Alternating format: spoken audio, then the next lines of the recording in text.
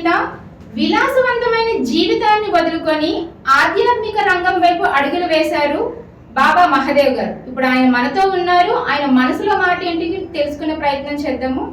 నమస్కారం సార్. నమస్తే. బాలరాజు గారి దగ్గర నుంచి బాబా మహాదేవ్ గారి వరకు వచ్చారు. ఎలా సార్? ఎలా అంటే మనం అనుకుంటే ఇది జరగదు, మనకు కావాల్సింది ఖచ్చితంగా జరుగుతుంది. విశ్వం అంతా కూడా ప్రతి క్షణం కూడా ఇది ఒక మాయా దర్పణ లాంటిది. ఇందులో మనం పాత్రధారు, వేషధారు, మనం ఎలా నడిపించాలి, మనల్ని ఎక్కడ కూర్చోబెట్టాలి, ఏం చేయించాలి అనే ప్రణాళిక మొత్తం పరమాత్మ చేతిలో ఉంటుంది. పరమాత్మను బట్టే మన పాత్రధారుల యొక్క నడవడిక జీవన విధానం కొనసాగుతూ ఉంటుంది. ఆ మార్గంలోనే నేను అమ్మ నాన్న పెట్టినటువంటి పేరు కాకుండా నాకు నేనుగా స్వయంగా పేరు పెట్టుకొని ఒక ఆధ్యాత్మిక సేవా సంస్థను ఏర్పాటు చేసి ముందుకు వెళ్తున్నాను. ఏ సంవత్సరంలో మీ నామకరణం జరిగింది? నేను ఏర్పాటు చేస్తున్న నా పేరు మార్చుకోవడం అనేది నేను 2013 సంవత్సరంలో 2013 సంవత్సరంలో బాబా మహాదేవ్గా నేను పేరు మార్చుకోవడం జరిగింది. మొట్టమొదటి బాలరాజు బాబాగా నేను ఆధ్యాత్మిక రంగంలోకి రావడం జరిగింది. తర్వాత నాకు ఎందుకో మళ్ళీ సందేశం వచ్చింది పేరు మార్చాలనేటువంటి ఆలోచన. అప్పుడు బాబా మహాదేవ్గా నేను పేరు మార్చుకోవడం జరిగింది. అంతేకాదు మీరు మీడియా రంగంలో చాలా మంచి స్థానంలో ఉన్నారని, మంచి సంపదను కూడా వదిలేసి ఈ బాబా మహాదేవ్గా అవతారం ఎత్తడానికి గల కారణం ఏంటి? మీడియా రంగంలో నేను సబైటర్గా వర్క్ చేసామండి. న్యూస్ ఛానల్, ఎలక్ట్రానిక్స్ న్యూస్ ఛానల్లో నేను చేశాను. హైదరాబాద్లో పనిచేశాను. 5 సంవత్సరాల పాటు వర్క్ చేయడం జరిగింది. అలాగే ప్రోగ్రామ్ డైరెక్టర్గా చేశాను, జర్నలిస్ట్గా చేశాను, ప్రోగ్రామ్ ప్రొడ్యూసర్గా చేశాను. ఎన్ని ఇయర్స్ చేశారు సార్ జర్నలిస్ట్గా? 4.5 years చేశాను. 4.5 years చేశాను. అలాగే సినిమా పరిశ్రమలో కూడా చేశాను. సినిమా పరిశ్రమలో లిరిక్ రైటర్గా చేశాను, డైలాగ్ రైటర్గా చేశాను, అలాగే మ్యూజిక్ కంపోజర్గా చేశాను. అవన్నీ చేస్తున్నా సరే ఇదంతా నా మొట్టమొదట నేను ఒక విలాసవంతమైన జీవితాన్ని అనుభవించాలి, ఆస్వాదించాలనే ఆలోచనతోనే పెరిగాను. మొదటి నుంచి కూడా, చిన్నప్పటి నుంచి కూడా. మాది చాలా దిగువ మధ్య తరగతి కుటుంబం, వ్యవసాయ కుటుంబం. నాన్నగారు వ్యవసాయదారు, వ్యవసాయం. ఆయన రైతు, అమ్మ ఇంటి దగ్గర ఉంటారు, వ్యవసాయం చేస్తుంది. అమ్మ నాన్న అందరూ కూడా పల్లెటూరులో మా తుని దగ్గర, కాకినాడ జిల్లా తునిలో ఉంటాయి, అక్కడ పక్కనే ఎదుట అనే గ్రామం ఉంటుంది. ఆ గ్రామంలో పెరగడం జరిగింది. అక్కడ 7వ తరగతి వరకు అక్కడ చదువుకున్నాను. తర్వాత 8వ తరగతికి వచ్చేసరికి ఇక్కడికి వచ్చేయడం జరిగింది. మన కోర్మరపాలెం దగ్గరలో ఉన్నటువంటి కణితి కాలనీలో, కణితి హై స్కూల్లో నేను 8వ తరగతిలో జాయిన్ అయ్యాను. అక్కడ 10వ తరగతి పూర్తి చేశాను. తర్వాత బొల్లై కాలేజ్లో ఇంటర్మీడియట్ చదివాను.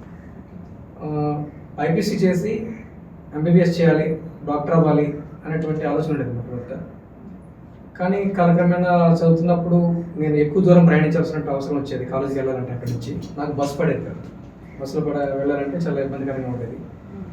సహజంగా నాకు తెలివితేటలు ఉన్న, జ్ఞానం ఉన్న 10th క్లాస్ ఫస్ట్ క్లాస్లోనే పాస్ అయ్యాను. తెలుగు మీడియంలో చదివాను, ఫస్ట్ క్లాస్లో పాస్ అయ్యాను. కానీ ఇంటర్మీడియట్కి వచ్చేసరికి ఇంకా ఈ బస్ ప్రయాణం చేయడం, ఎక్కువ లాంగ్ జర్నీ చేయడం వల్ల ఎక్కువ కాన్సన్ట్రేట్ చేయలేకపోయాను. దాంతో కొన్ని సబ్జెక్ట్స్ కూడా పెట్టాను ఇంటర్మీడియట్లో. ఇంకా అప్పుడే వివాహం కూడా చేసుకున్నాను. అప్పట్లోనే ఇంటర్మీడియట్ సెకండ్ ఇయర్ అయిన తర్వాత నాకు పెళ్ళి అయిపోయింది. ఇంటర్మీడియట్ సెకండ్ ఇయర్ అయిన తర్వాత అది అమ్మ నాన్నకి ఇష్టం లేకుండానే ప్రేమించి పెళ్లి చేసుకోవాల్సి వచ్చింది. అప్పుడు పెళ్ళి అయిపోయింది. పెళ్ళి అయిపోయిన వెంటనే సొంతంగా జీవించాల్సిన అవసరం కూడా ఏర్పడింది. నేనే సంపాదించాల్సిన అవసరం ఏర్పడింది.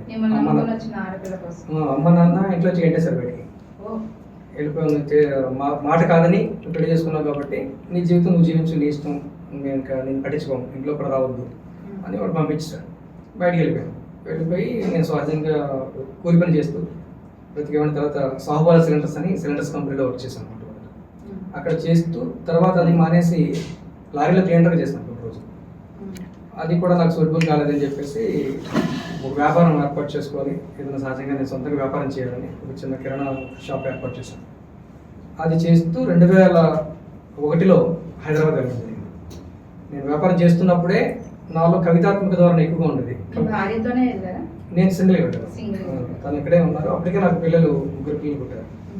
3 పిల్లలు, భార్య, మా ఇంటి దగ్గర. అంటే అన్నదంతా ఉమ్మడి కుటుంబంగా ఉండేది. తర్వాత అంటే నేను బయటకు వెళ్ళిపోయినా తర్వాత పిల్లలు పుట్టిన తర్వాత, పెద్దగా పుట్టిన తర్వాత ఇంట్లోకి ఆహ్వానించారు అమ్మ నాన్న.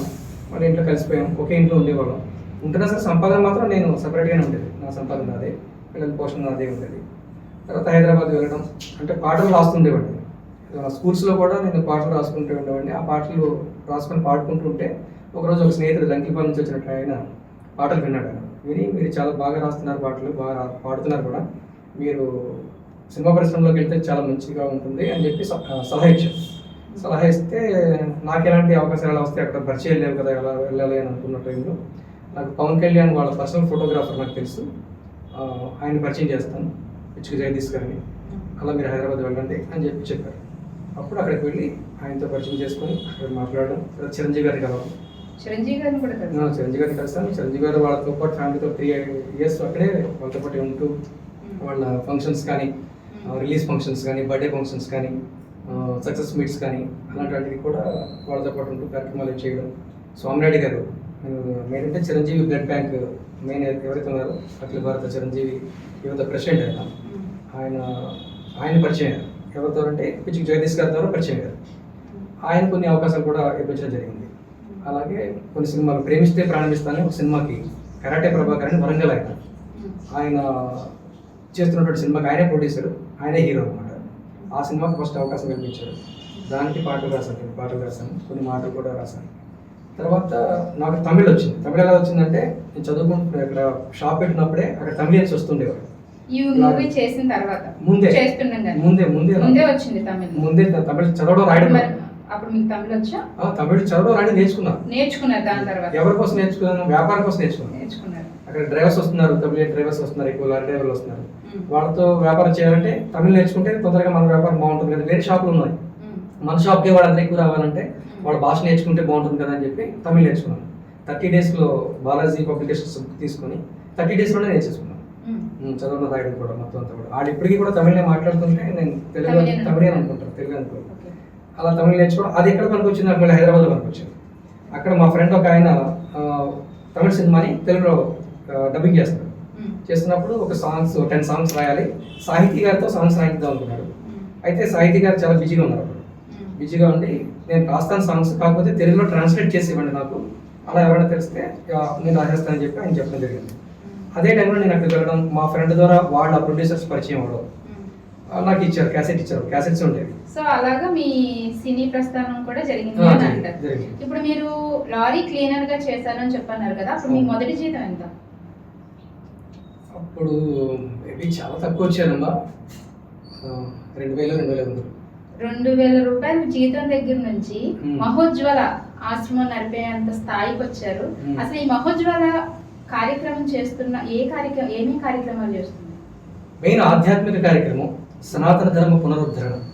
సనాతన ధర్మాన్ని పునరుద్ధరించడం అంటే సనాతన ధర్మాన్ని ఎప్పుడూ ఉంది, కానీ దాన్ని మళ్ళీ పైకి వెలుగులోకి తీసుకురావాలి, పటిష్టపరచాలి అనేటువంటి భావన అది. మెయిన్ ఏంటంటే మన భారతీయ సంపద అయినటువంటి యోగ సాంప్రదాయం ఏదైతే ఉందో దాన్ని మరింతగా బలపరిచి మరింత మందికి అందించాలి, చేరువ చేయాలి అనే ఉద్దేశంతో నేను యోగ సాధన చేశాను. హఠయోగ సాధన చేస్తాను, ఇప్పటికీ కూడా హఠయోగ సాధన చేస్తాను. హఠయోగం ద్వారా సాధన చేస్తూ ఆ దానిని అందరికీ అందిస్తూ మానసికంగా, శారీరకంగా అందరినీ కూడా బలవంతంగా తయారు చేయాలి. తద్వారా ఆనందమయ జీవితాన్ని అందరికీ అందించాలి. ఆ మార్గం కోసమే నేను ఈ ప్రయాణం చేస్తున్నాను. అసలు సనాతన ధర్మం అంటే ఏంటి? సనాతన ధర్మం అంటే సహజమైనటువంటి జీవన స్థితి. మనిషి సహజంగా పరమాత్ముడు, భగవంతుడు మొట్టమొదట బ్రహ్మ ఏదైతే ఆదేశించాడో, ఎలాగైతే మనిషి జీవించాలో అలా జీవించడాన్ని సనాతన ధర్మం అంటారు. అది ధర్మం, జీవన విధానం అన్నమాట. ధర్మం అంటే ఎవరో రాసిందో కాదు, ఎవరో చెప్పిందో కాదు, ఎవరో ఏర్పాటు చేసిందో కాదు, సహజంగా బ్రతకడమే సనాతన ధర్మం. అది ఎప్పుడు ఉంది, ఇక్కడ ఉంది, అక్కడ ఉంది, అన్ని చోట్ల ఉంది, ప్రపంచవ్యాప్తంగా ఉంది, లోకమంతా ఉంది. భారతదేశంలోనే పుట్టింది అనడానికి ఏం లేదు. భారతదేశంలో పుట్టిన ఎక్కడ పుట్టినా భూమండలం మీద కదా మనం అందరం కూడా ఉన్నాం. భూమండల వ్యాప్తంగా ఉన్నటువంటి ప్రజలంతా, మనుషులంతా కూడా ఒకటే. కానీ తర్వాత కాలక్రమేణా విడివిడిగా విడిపోవడం, ఖండాలే విడిపోయి భూమి అంతా కూడా ఒకటిగానే ఉండేది. ఆ తర్వాత సైన్స్ ప్రకారం కూడా మనం గమనించినా సరే ఖండాలకు విడిపోయింది భూమి. ఆయా ప్రాంతాలను బట్టి, అక్కడ వాతావరణ పరిస్థితులను బట్టి ఆయా మనుషుల యొక్క ఆచార వ్యవహారాలు, తీరుతెన్నులు, వాళ్ళ యొక్క రంగు, స్వభావం కూడా మారిపోవడం జరిగింది. అలాగే మతాలు, మార్గాలు కూడా అనేక రకాలుగా పుట్టాయి. సైన్స్ మరియు సనాతన ధర్మం ఈ రెండిట్లో ఏది గొప్పదంటే? సనాతన ధర్మమే సైన్స్గా పరిణమించింది. గొప్ప అనేది ఏది లేదు. సైన్స్, సనాతన ధర్మం రెండు ఒకటే, రెండు విడివిడిగా చూడడానికి వీల్లేదు. మన సైన్స్ అనేది ఇంగ్లీష్లో చెప్పుకుంటున్నాం. సైన్స్ అనే పదం సెయింట్ అనే పదం నుంచి వచ్చింది. సెయింట్ అంటే సన్యాసి, జ్ఞాని, అన్వేషి, ఋషి, మహర్షి. మన మహర్షులందరూ కూడా ఈ జ్ఞానాన్ని అన్వేషించి జ్ఞాన పరంపరను తెలుసుకొని అందరికీ అందించి ముందు తీసుకెళ్లారు. ఇప్పుడున్నటువంటి ఈ వ్యవస్థ అంతా కూడా మన ఈ రికార్డింగ్ వ్యవస్థ కానీ, మనం దూరదర్శనం కానీ, దివ్య దర్శనం కానీ, ఆకాశవాణి దర్శనం కానీ, ఇవన్నీ కూడా ఆకాశవాణి అనేవాళ్ళం, అంటే రేడియో. అది దివ్య దర్శనం అనేవారు, దూరదర్శనం అనేవాళ్ళు. ఇప్పుడు టెలివిజన్ వ్యవస్థ ఏదైతే ఉందో ఇదంతా కూడా ఇవన్నీ ఎప్పుడు ఉన్నాయి అంటే మానవ మనుగడ ఎప్పుడంటే కొన్ని కోట్ల సంవత్సరాలుగా నిరంతరం జరుగుతుంది. ఈ భూమండలం ప్రారంభమయ్యి మన సైన్స్ ప్రకారంగా చూసుకున్న 400 కోట్ల సంవత్సరాలు కంప్లీట్ అయింది. ఇంకా 400 కోట్ల సంవత్సరాల వరకు భూమండలం తరకు ఆయుస్ ఉంది, ఈ సోలార్ సిస్టమ్ తరకు ఆయుస్ ఉంది. అది మన వేదాలలో ఆ విషయాన్ని వివరంగా చెప్పడం జరిగింది. ఇంత ఆయుస్ అంటే యుగాల తరకు ప్రమాణం ఇంత, 4 యుగాలు చతుర్యుగాలని, ఒక్కొక్క యుగానికి ఎన్ని సంవత్సరాలని, ఎన్ని లక్షల సంవత్సరాలని, ఏ యుగంలో ఏ ధర్మం ఎలా ఉంటుంది అని అన్నీ కూడా ముందుగానే ఉన్నాయి. అవన్నీ కూడా మన పురాణాల ద్వారా, ఇతిహాసాల ద్వారా, మన వేదాల ద్వారా, ఉపనిషత్తుల ద్వారా క్లియర్గా తెలుస్తుంది. అది అంటే సంస్కృతంలో ఉండడం వల్ల, దేవనాగరి లిపి కావడం వల్ల అందరికీ అర్థం కావడం లేదు. ఆ లిపిని దూరమైంది కాబట్టి. ఎందుకంటే భారతదేశం పరాయి అంటే వేరే ఇతరుల యొక్క పాలనలో, ఇంకొక దేశంలో ఉండి వచ్చిన వాళ్ళు, వేరే భూభాగంలో ఉండి వచ్చిన వాళ్ళు పరిపాలనలో ఉంది కాబట్టి, వాళ్ళ ఆచార వ్యవహారాలు వేరు కాబట్టి వాళ్ళు మార్చేశారు అన్నీ కూడా. ఇక్కడ ఉన్నటువంటి ధర్మాన్ని, ఇక్కడ ఉన్నటువంటి ఆచార వ్యవహారాన్ని, సంస్కృతి సంప్రదాయాన్ని కూడా పూర్తిగా ఆపేసి వాళ్ళు ఏదైతే నమ్మారో, వాళ్ళు ఏదైతే విశ్వసించారో, వాళ్ళు ఏదైతే తెలుసుకున్నారో దానిని మనందరికీ నేర్పించడం మొదలుపెట్టారు. ఆ విధంగా జరగడం వలన మన సొంతంగా ఉన్నటువంటి సనాతనం ఏదైతే ఉందో అదంతా కూడా మనం మర్చిపోవడం జరిగింది, మారిపోవడం జరిగింది. అదన్నీ కూడా మళ్ళీ క్రోడీకరించి పునరుద్ధరణ చేయాలి, అందరికీ తెలియచేయాలి అనే ఉద్దేశంతో అలాంటి అనేక మంది ప్రయత్నిస్తున్నారు, ఇంకా ప్రయత్నం జరుగుతుంటాయి. అయితే మీరు లవ్ మ్యారేజ్ చేసుకున్నాను అని చెప్పేసి అన్నారు కదా, కానీ మీ విలాసవంతమైన జీవితాన్ని వదిలిపెట్టి ఆధ్యాత్మిక రంగం వైపు అడుగులు వేస్తున్నప్పుడు మీ ఫ్యామిలీ సపోర్ట్ మీకు ఎంతవరకు ఉంది? నథింగ్ సపోర్ట్ అనేది ఉండదు, ఎవరి దగ్గర ఉండదు. ఎందుకంటే ఒక మంచి స్థాయికి వెళ్ళి ఒక సాధువుగా పరిణామం చెందిన తర్వాత, ఒక బాబాగా పరిణామం చెందిన తర్వాత, కోట్ల సంపాదన వచ్చిన తర్వాత ఇతను మా వ్యక్తి అని చెప్పుకునే వాళ్ళు ఉంటారు ఫ్యామిలీ. ప్లస్ ఏంటంటే అలాంటి వ్యక్తిని అందరూ వచ్చి పూజించే వాళ్ళు, నమస్కరించే వాళ్ళు, పాదాభిషేకాలు చేసేవాళ్ళు అందరూ ఉంటారు. బట్ వాళ్ళ ఫ్యామిలీ నుంచే ఒక వ్యక్తి వెళ్ళి ఇలా కార్యక్రమాలు చేస్తాడు అంటే దానికి ఎవరు ఒప్పుకోరు. ఒప్పుకోవడం అంటే కారణం ఎందుకు ఒప్పుకోరు అంటే వాళ్ళు కూడా ఆర్థికంగా అనేక ఇబ్బందులు పడాల్సి వస్తుంది, ఫైనాన్షియల్గా వాళ్ళు సఫర్ అవ్వాల్సి వస్తుంది. కాబట్టి ఆ ఫైనాన్షియల్ సఫరింగ్స్ వాళ్ళు భరించలేక వ్యతిరేకత అనేది కామన్గా వస్తుంది. ఇప్పుడు ఉందా సపోర్ట్? ఇప్పుడు అంటే ఇప్పుడు పర్వాలేదు, అందుకే మా పిల్లలు ఎదిగొచ్చారు, పిల్లలు పెరిగిపోయారు. అంటే ఏదైనా సరే మనం ఒక సంకల్పంతో ముందుకు పెడుతున్నప్పుడు సహజంగానే నేను మొట్టమొదటి అనుకున్నాను కదా, బ్రహ్మ సంకల్పం ఇదంతా కూడా మనం అంతా పాత్రధారులు అని చెప్పేసి. నీ ఏదైతే లక్ష్యం బలంగా నీలో ఉంటే దానికి తగినటువంటి అవసరాలన్నీ కూడా సమకూరిపోతాయి, మన అవసరాలను కూడా తీరిపోతుంటాయి. మనకు జరగాల్సినంత జరుగుతుంటుంది, రావాల్సినంత వస్తూ ఉంటుంది, కానీ ఒకేసారిగా కనపడదు, కానీ ఏది కూడా ఆగదు. అలాగే నాకు 2 కూతుర్లు, వాళ్ళిద్దరికి పెళ్లి జరిగింది, అబ్బాయికి పెళ్లి జరిగింది, అందరూ బాగున్నారు, అల్లుడు మంచివాడు వచ్చారు, కోడలు మంచిది వచ్చింది, అంతా హ్యాపీగా ఉంది. కానీ ఇదంతా హ్యాపీగా ఉంటుంది అని మాత్రం వాళ్ళు ఎవరు అనుకోలేదు. నా ఫ్యామిలీ కుటుంబ సభ్యులు కానీ, అన్నదమ్ములు కానీ, తల్లిదండ్రులు కానీ ఎవరు అనుకోలేదు. చాలా స్ట్రగుల్ అవుతాడు, చాలా సమస్యలు పడతాడు, పిల్లలకు పెళ్లి చేయలేడు, తన జీవన విధానం చాలా ఎన్ని ఇబ్బందులు ఉన్నా సరే అన్నింటినీ ఎదుర్కొని నేను నా లక్ష్యాన్ని విడిచిపెట్టలేదు, నా మార్గాన్ని విడిచిపెట్టలేదు, నమ్మకాన్ని విడిచిపెట్టలేదు. అయితే ఈ మహోజ్వల ఆశ్రమానికి ఫండ్స్ ఎక్కడి నుంచి వస్తున్నాయి? ఫండింగ్ అనేది అంటే స్నేహితుల ద్వారా, తెలిసిన వాళ్ళ ద్వారా, పరిచయస్తుల ద్వారా, భక్తుల ద్వారా, హిందూ ఈ విశ్వాసాన్ని అంటే నేను నమ్ముతున్నటువంటి నమ్మకాన్ని ఎవరైతే బలపరుస్తారో అలాంటి వాళ్ళందరూ కూడా నాకు సహకరిస్తూ ఉన్నారు. ఇదే మార్గంలో వెళ్తున్నా నాకు ఫేస్బుక్లో నేను ఎక్కువగా యాక్టివ్గా ఉంటాను, ఇంటర్నెట్లో. కాబట్టి ఫేస్బుక్లో పరిచయం అయినటువంటి బాబా మహాదేవ్. అయితే లండన్ నుంచి పరిచయం అయినటువంటి ఒక వ్యక్తి మార్క్ ఎలియట్ అని, ఆయన అక్కడ ఒక ఆర్గనైజేషన్ ఏర్పాటు చేశారు, థింక్ మిరాకిల్ ఆర్గనైజేషన్ అని చెప్పేసి. ఆయన నాకు సపోర్ట్ చేశారు. ఆయన ఎవరు పరిచయం ద్వారా కాదు, అలా జరిగింది అంతే. యూనివర్స్ నాకు సపోర్ట్ చేసింది, ఆయన నాకు పరిచయం చేసింది. యూనివర్స్ నమ్మాలి, ఎవరు నమ్మాలి, మీరైనా నమ్మాలి, నేనైనా నమ్మాలి. ఖచ్చితంగా యూనివర్సే అంతా చేస్తున్నది, అంతే యూనివర్సే. ఈ రోజు మనం ఇక్కడ మాట్లాడుతున్నామని సరే దాని సపోర్ట్ కూడా యూనివర్సే. మీకు నేను ఈ కన్వర్జేషన్ జరుగుతుందంటే దానికి తాలూకా యూనివర్సే. మనం ఏది అనుకున్నది ఏది ఇలాగా ప్రణాళికబద్ధంగా జరగదు, కానీ మనకు కావాల్సింది ఖచ్చితంగా ప్రణాళికబద్ధంగా అన్ని కూడా జరిగిపోతూ ఉంటాయి. యూనివర్స్ సపోర్ట్ చేస్తూ ఉంటుంది. అలా సపోర్టింగ్లో భాగంగానే ఆయన ఇక్కడ రావడం జరిగింది. ఎక్కడ 14,000 కిలోమీటర్ల దూరంలో ఉన్నటువంటి ఆయన వెతుక్కుంటూ నా కోసం ఇక్కడికి వచ్చాడు. ఒక్క రెఫరెన్స్ లేదు, పలానా వ్యక్తి బాబా ఉన్నారని చెప్పినటువంటి పెద్ద వ్యక్తి లేదు. ఆయన ఎక్కడ పుట్టాడు, నేను ఎక్కడ పుట్టాను, కానీ నా ఆలోచనలు, భావనలు ఏదైతే ఉన్నాయో అయితే ఆయన హార్ట్కి వచ్చాయి. ఆయన మనసు అది హత్తుకుంది. ఇతని ఆలోచన విధానం బాగుంది, ఈయన యొక్క విజ్ఞానం బాగుంది, ఈయన ద్వారా మనం ఏదో చెప్పాలనుకుంటున్నాడు, కానీ మనం సపోర్ట్ చేయాలి అనే ఉద్దేశంతో ఆయన వచ్చారు నా దగ్గర. 3 times వచ్చారు. అయితే ఇప్పుడు చాలా మందికి హిందువులకి ఒక డౌట్ ఎప్పటి నుంచో ఉంది, నాన్ వెజ్ తిని గుడికి వెళ్ళొచ్చా? ఖచ్చితంగా వెళ్ళొచ్చు, వెళ్ళొచ్చు. ఖచ్చితంగా వెళ్ళొచ్చు. కానీ వెళ్ళకూడదు అనే విధానం మాత్రం 100%. ఇప్పుడు ప్రస్తుత విధానంలో మన ఆచార్యులు కానీ, ఈ మతాన్ని ప్రోత్సహిస్తున్నటువంటి వాళ్ళు కానీ, ధర్మకర్తలుగా ఉన్న వాళ్ళు కానీ, వీళ్ళందరూ కూడా మాంసాహారం మీద పూర్తి వ్యతిరేకత ఉన్నారు. అంటే మాంసాహారం ఒక పాపం అనే స్థితిలో కూడా వెళ్ళిపోయారు. కానీ అది మాత్రం నిజం కాదు. సనాతన ధర్మంలో మాంసం కూడా ఆహారమే. మనిషికి మాంసం ఆహారం. అలాగే మాంసం ఒకటే ఆహారం కాదు, శాకము కూడా ఆహారమే. శాకాహారము మాంసాహారము రెండింటిని తీసుకొని జీర్ణించుకోగల శక్తి మానవ శరీరానికి ఉంది. కాబట్టి దానిని ఆహారంగా తీసుకుంటున్నాము. కొన్ని జీవులు ఉంటాయి కేవలం శాకాహారులు మాత్రమే, మేకలు, గొర్రెలు ఇవన్నీ కూడా. కొన్ని జీవులు ఉంటాయి పులులు, సింహాలు, కుక్కలు, పిల్లులు ఇవన్నీ కేవలం మాంసాహారులు మాత్రమే ఉంటాయి. కానీ అవి ఆ కనుక డైజెస్టివ్ సిస్టమ్ ఏదైతే ఉందో, జీర్ణ వ్యవస్థ ఏదైతే ఉందో దానికి మాత్రమే సపోర్ట్ చేస్తుంది. శాకాహారం పెడితే సపోర్ట్ చేయదు సరిగా. మనకి రెండూ తీసుకున్నా సరే సపోర్ట్ చేసే వ్యవస్థ మనకులో ఉంది. కాబట్టి మనం ఏదైనా ఆహారంగా తీసుకోవచ్చు. ఇక్కడ ఏంటంటే మరి ఎందుకు మాంసాహారాన్ని ఆపుతారు అంటే, అది సాధనలో భాగంగా, శిక్షణలో భాగంగా ఆహారాన్ని ఒక నియమంగా పాటిస్తారు. ఫస్ట్ మాంసాహారానికి వెంటనే బలాన్ని ఇచ్చే గుణం ఉంది మాంసాహారానికి. అంటే శాకాహారం తీసుకున్న తర్వాత కొద్దిగా తక్కువ బలం వస్తుంది, ఎక్కువ సమయం పడుతుంది. అలాగే ఎక్కువ తీసుకోవాల్సి వస్తుంది. ఎక్కువ మోతాదులో శాకాహారం తీసుకుంటే వచ్చేటువంటి ఫలితం తక్కువ మోతాదులో మాంసాహారం తీసుకుంటే వస్తుంది. కాబట్టి ఈ మాంసాహారాన్ని తీసుకొని ఎక్కువ బలంగా ఉంటే ఇంద్రియాలు అంటే మన కన్ను, ముక్కు, చెవి ఇవన్నీ కూడా మన శరీరంలో ఉన్నటువంటి పంచేంద్రియాలు ఏదైతే ఉన్నాయో, జ్ఞానేంద్రియాలు ఏదైతే ఉన్నాయో, ఇవి బలంగా ఉన్నప్పుడు మనసు మూర్ఖంగా ఆలోచిస్తుంటుంది.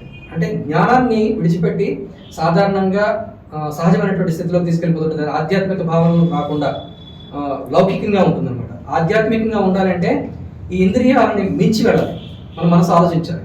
ఇంద్రియాలు కాకుండా మన మనసు ఆలోచించగలిగిన స్థితి ఎప్పుడు వస్తుందంటే మనకి వాటికి బలం తగ్గించాలి. బలం తగ్గిస్తే ఎప్పుడైతే క్షీణ వ్యవస్థ వచ్చిందో అప్పుడు ఆటోమేటిక్గా మనసు నెమ్మదిగా ఆత్మతో అనుసంధానం అవుతుంది. ఆత్మకి మనసుకి అనుసంధానం ఏర్పడితే అప్పుడు తొందరగా మనకి జ్ఞానం మేల్కొనడానికి అవకాశం ఉంటుంది. కాబట్టి ఒక ప్రణాళికగా సాధనలో భాగంగా మాంసాహారాన్ని ఆఫ్ చేస్తారు. తర్వాత మాంసాహారం ఆఫ్ చేయడమే కాదు, తర్వాత శాకాహారం కూడా ఆఫ్ చేయాలి. శాకాహారం ఆఫ్ చేసి నీరు కూడా తీసుకోకుండా కేవలం గాలి మాత్రమే పీల్చుకునే స్థితికి వెళ్ళి అక్కడ సాధనలో పరిపక్వత సాధించిన తర్వాత అప్పుడు జ్ఞానం పూర్తిగా మనకి పరిపూర్ణంగా అలవాటు అవుతుంది అనమాట. అదొక విధానం, సాధనలో భాగం. ఇప్పుడు ధూప నైవేద్యం ఉంటేనే పూజ అని అంటారా? ధూప నైవేద్యాలు అంటారు. దీపం ఉండాలి, ధూపం ఉండాలి, నైవేద్యం ఉండాలి. పూజ అంటే ఏంటమ్మా అంటే, పూజ అనేది మన జీవన విధానం. పూజ చేయడం అంటేనే జీవన విధానం. ఉపచారాలతో మనం చేస్తాం, ఇక్కడ 16 ఉపచారాలు చేస్తాం. ఎందుకు చేస్తామంటే మనం శుభ్రంగా ఉంచుకోవడం. మనకు శారీరకంగా ఆరోగ్యంగా ఉంటేనే మానసికంగా ఆరోగ్యంగా ఉంటాం, మానసికంగా ఆరోగ్యంగా ఉంటే శారీరకంగా ఆరోగ్యంగా ఉంటాం. మనసుకి శరీరానికి పూర్తి అవినాభావ సంబంధం ఉంది. కాబట్టి ఎప్పుడు మనం పరిశుభ్రంగా ఉంటూ, పరిశుభ్రమైనటువంటి వస్త్రాలు ధరిస్తూ, మనకు శరీరానికి కావాల్సినటువంటి ఆహారాన్ని స్వీకరిస్తూ, అలాగే పురుగు పుట్ర మన చేతుల్లో జాగ్రత్తగా చేరకుండా వాటిని మనం విజ్ఞతతో వాటి దగ్గరికి వచ్చినా సరే మనకు కనపడే విధంగా చీకటిలో దీపం వెలిగించాలి. చీకటి ఉన్నప్పుడు ఖచ్చితంగా దీపం వెలిగించాలి కదా, అదే దీపం. చీకటికి దీపం. మొట్టమొదట అగ్నినే దేవుడిగా భావించేవారు, దీపాన్నే దేవుడిగా భావించేవారు అన్ని మతాల వాళ్ళు కూడా, ప్రపంచవ్యాప్తంగా కూడా. ఇప్పటికీ కూడా దీపాన్ని మనం ఆరాధిస్తున్నాం, అగ్నిని దైవంగా పూజిస్తున్నాం. అలాగే దీపం అంటే అగ్ని